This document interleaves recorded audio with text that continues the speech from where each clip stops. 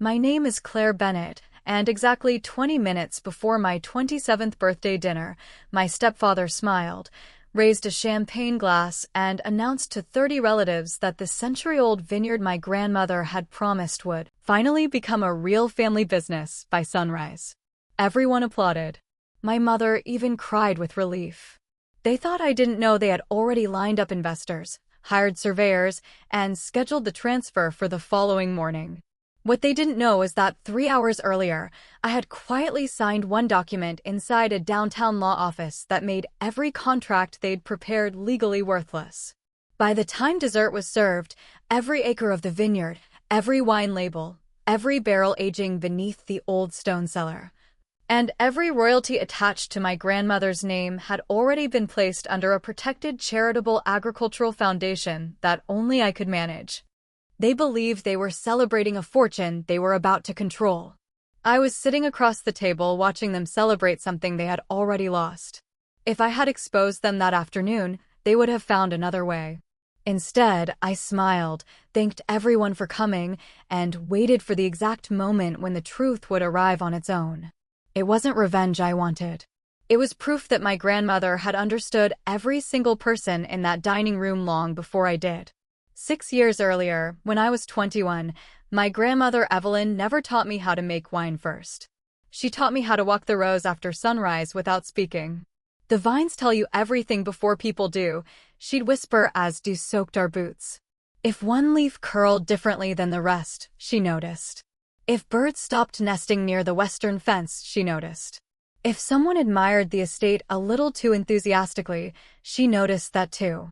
I thought she was talking about farming. Looking back, she was teaching me how to recognize people whose eyes measured memories in dollars instead of meaning.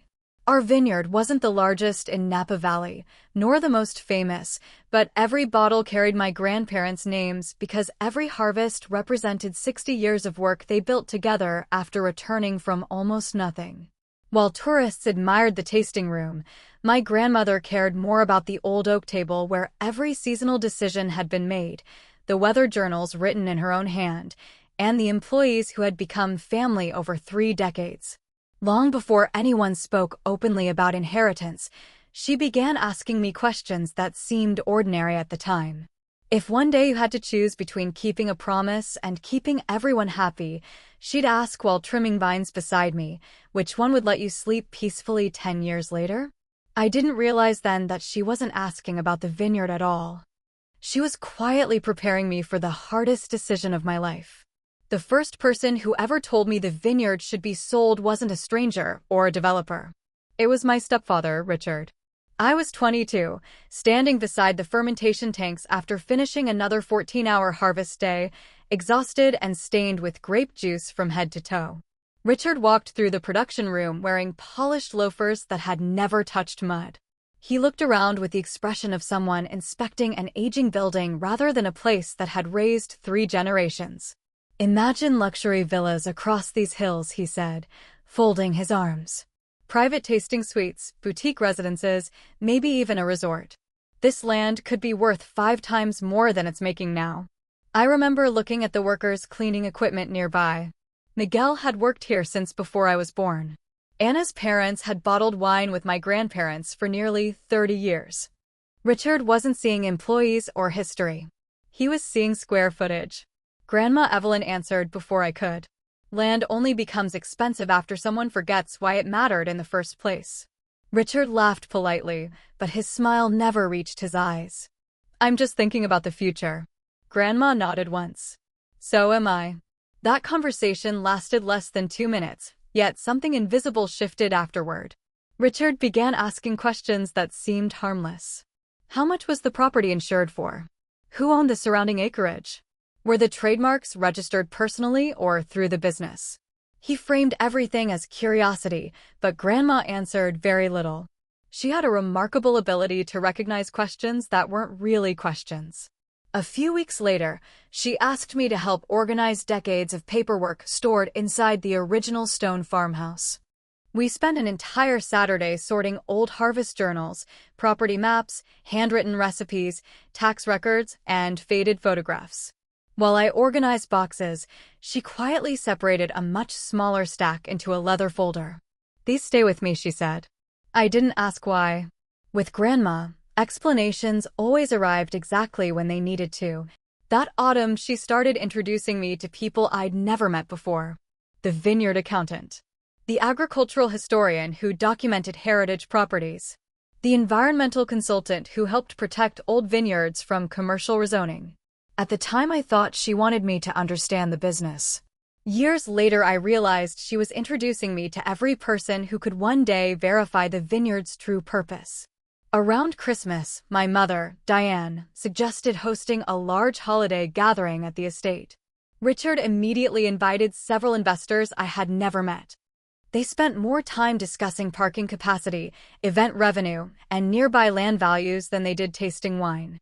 One of them walked directly into the oldest barrel cellar and asked whether the underground tunnels could be converted into a luxury spa. Grandma simply smiled and replied, "Those tunnels already heal something far more valuable than sore muscles." He laughed, assuming she was joking. She wasn't. After everyone left that evening, we stood together on the porch overlooking the sleeping vines beneath the winter moon. "People always tell you who they are," Grandma said quietly. "Very few tell you with words." I looked back toward the empty driveway where Richard's guests had spent the afternoon calculating profits on land they didn't own. "Do you think they'll stop asking?" I asked. She shook her head slowly. "No, Claire. They'll only become more patient. And patient people can be far more dangerous than impatient ones." I didn't fully understand what she meant that night. I believed our biggest challenge would always be weather, drought, or difficult harvests. I hadn't yet learned that the greatest threat to the vineyard wasn't disease in the vines. It was ambition growing quietly around the dinner table, waiting for the right moment to bloom. By the time I turned 24, Richard had stopped talking about the vineyard as if it were a family legacy. He called it an underperforming asset. It was subtle at first. During dinner, he'd slide newspaper articles across the table about wineries selling for record prices.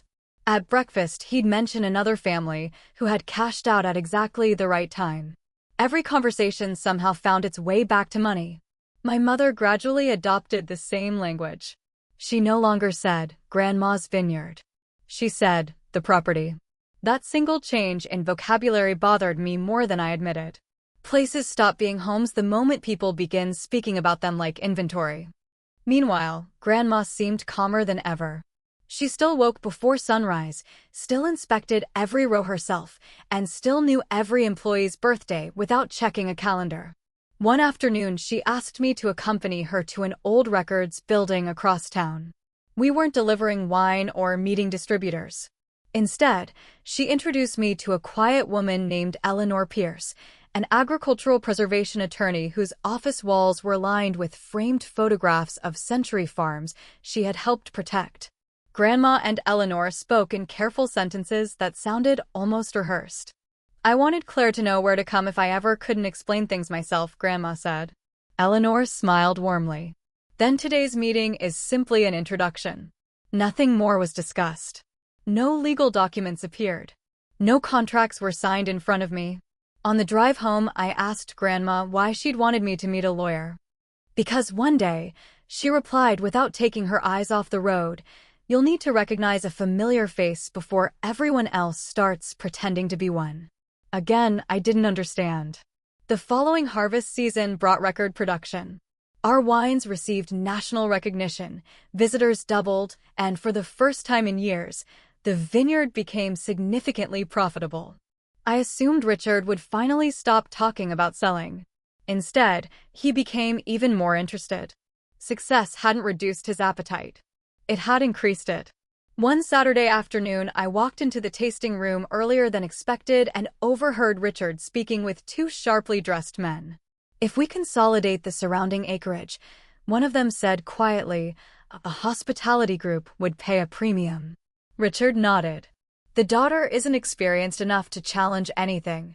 I froze behind the doorway. "Were they talking about me?" Another voice answered. "Evelyn won't be around forever." Silence followed. My heart pounded so loudly I worried they'd hear it. I stepped back before anyone noticed me and walked outside into the vineyard. Grandma was pruning vines 50 yards away, as though nothing unusual had happened. She looked up the moment she saw my face. "You heard something." It wasn't a question. I nodded. "They're already planning." She carefully placed her pruning shears into a canvas bag. "I know. You know? I've known longer than they think." That answer unsettled me far more than the conversation itself. That evening she invited every department manager to dinner instead of family. Miguel, Anna, our vineyard foreman Daniel, even Mrs. Foster, who handled payroll. Grandma thanked each of them individually for protecting the vineyard over the years. Not once did she mention inheritance. Not once did she discuss ownership. But before everyone left, she looked around the room and said something I wrote down later because I never wanted to forget it. Buildings can be replaced. Equipment can be replaced. Even vines can be replanted. Character cannot. One day this place will be tested. When that happens, remember that protecting land is easy. Protecting the reason it exists is much harder.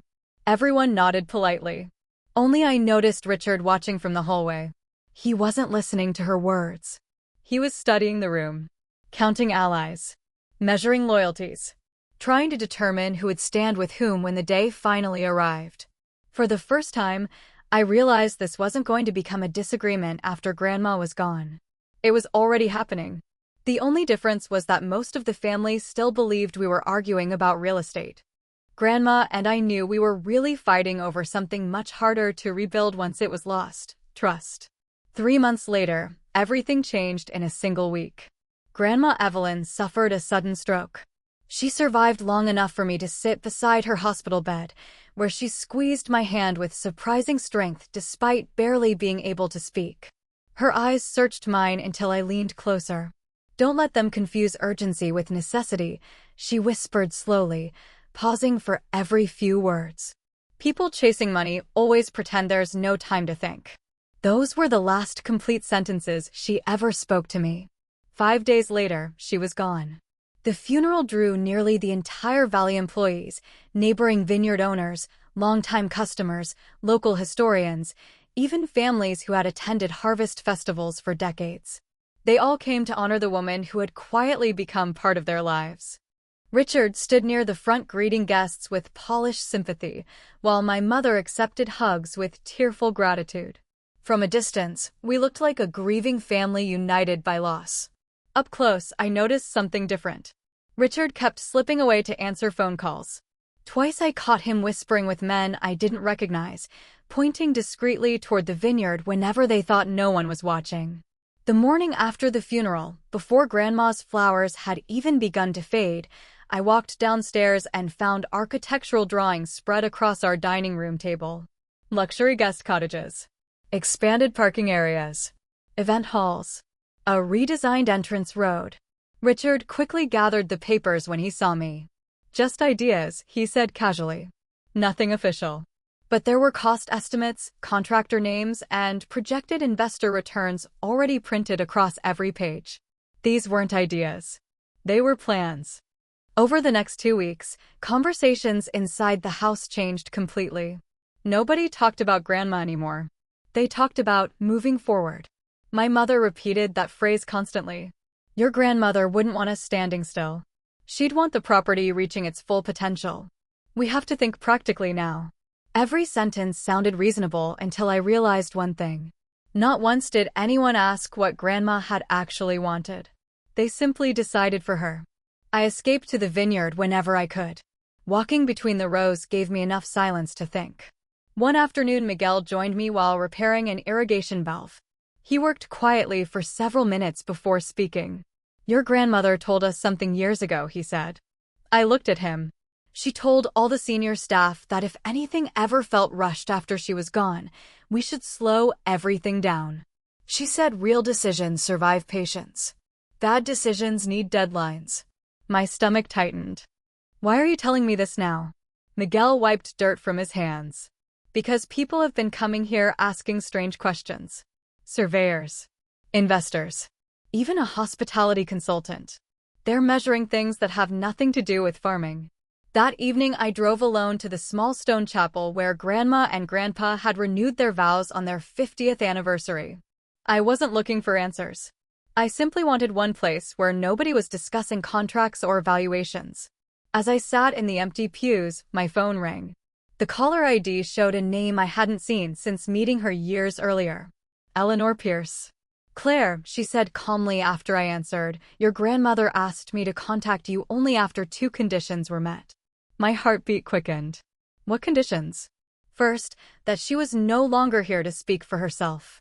She paused. Second, that someone attempted to make irreversible decisions before you had time to grieve. I closed my eyes. She already knew. Somehow, Grandma had anticipated not only what would happen but exactly when it would happen.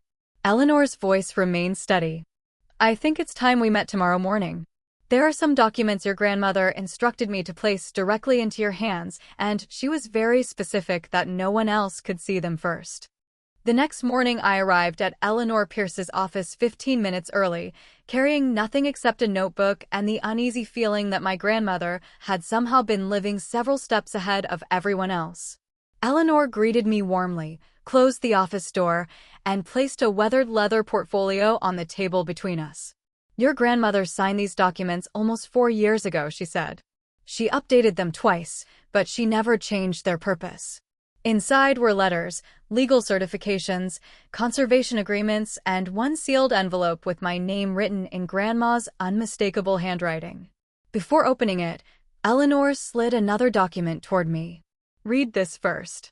It established the Bennett Heritage Foundation, a non-profit agricultural trust dedicated to preserving the vineyard as a working family vineyard and educational estate. The land, production facilities, trademarks, historical archives, and wine labels had all been transferred into the foundation years before Grandma became seriously ill.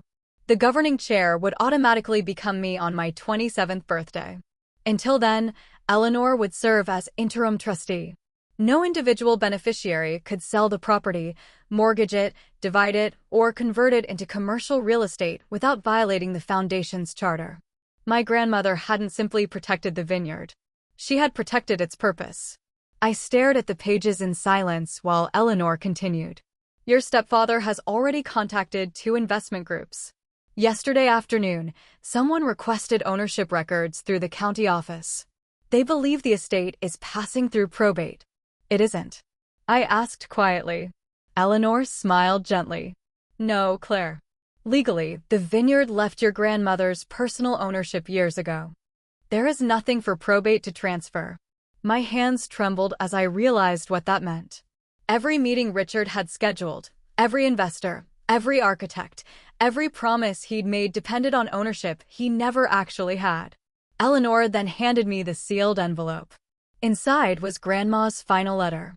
Claire, if you're reading this, then people are probably asking you to make very fast decisions.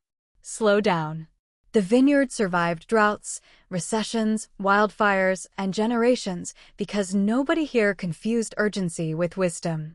If someone truly loves this place, they will still love it after waiting a few more weeks. If they become angry because they cannot control it immediately, then they never loved it at all. Don't argue with them.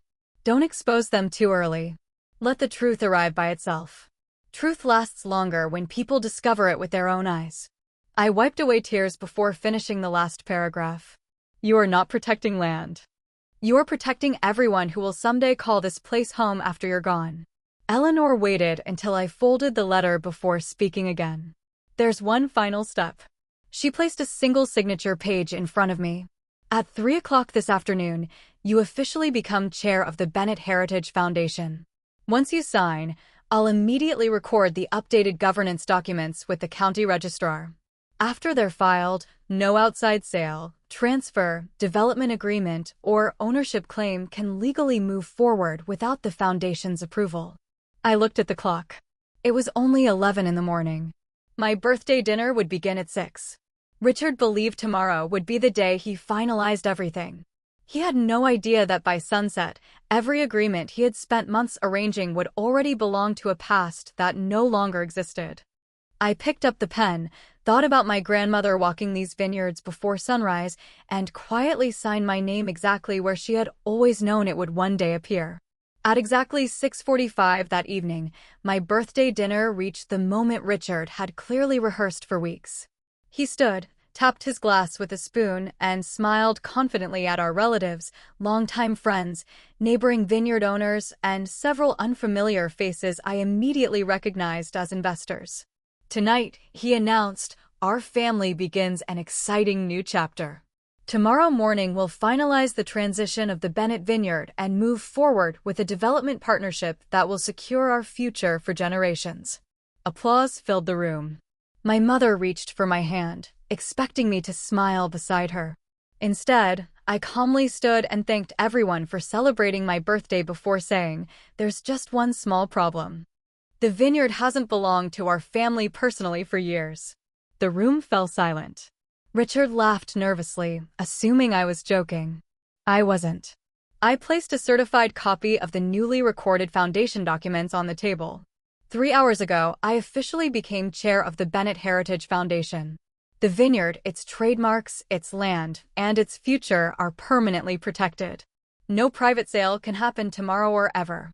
Richard's face drained of color as he flipped through the papers. One investor quietly stood up, another closed his briefcase, and within minutes every business conversation disappeared. My grandmother had been right. I didn't need to expose anyone. I only needed to let the truth arrive at the right time. The vineyard was never my victory over my family. It was my promise kept to the woman who loved it enough to protect it long before anyone realized it needed protecting. If this story reminded you that patience can be stronger than power, share it with someone who needs that reminder. And tell me in the comments, what promise would you protect, even if everyone else wanted you to break it?